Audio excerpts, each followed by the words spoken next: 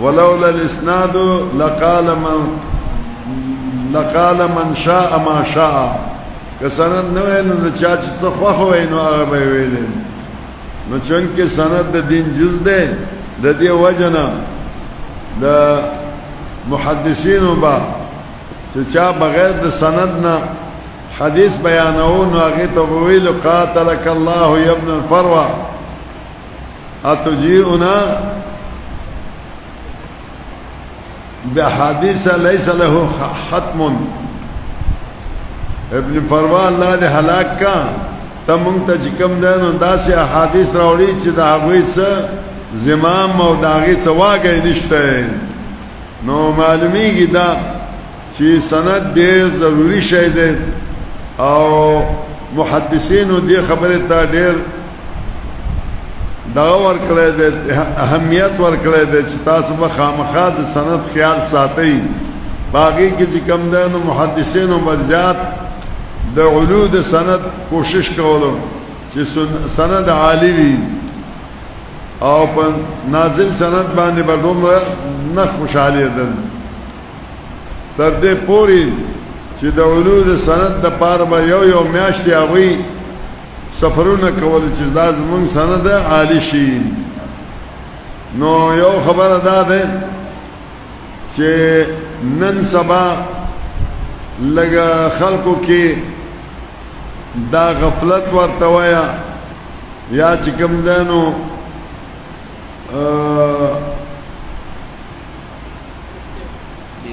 بے پروايي ورته وایه.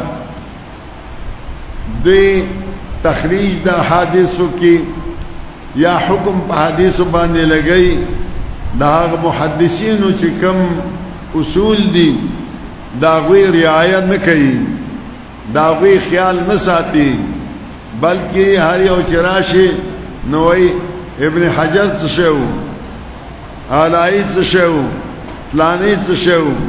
د هغوی دا قاعده غلطه ایښې ده. نه، هغوی خواري کړي دي.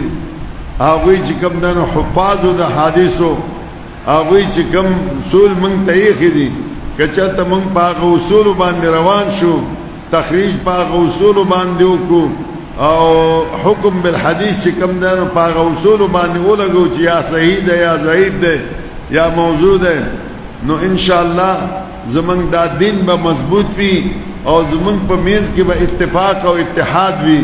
او که چېرته موږ د هغوی د اصولو مراعات ونه کړو، دین به هم چې کوم دی نو ضعیف کېږي او زموږ په خپل منځ کې به هم اتحاد او اتفاق نه پیدا کېږي. الله سبحانه وتعالی دې موږ ته په دې باندې عمل کولو توفیق راکړي. اقول قولي هذا واستغفر الله لي ولكم اجمعين.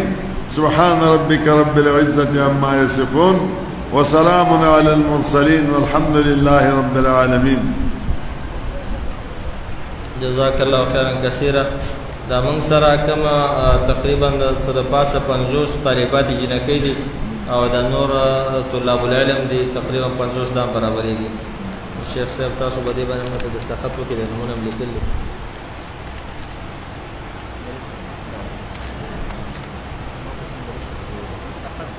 نور بس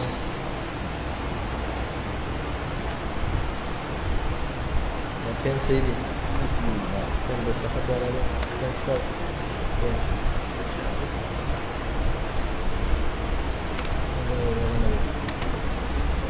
پین د دستخط والا هم دی. غټ پین دی. غټ دی. چوټي دا هم ځان سره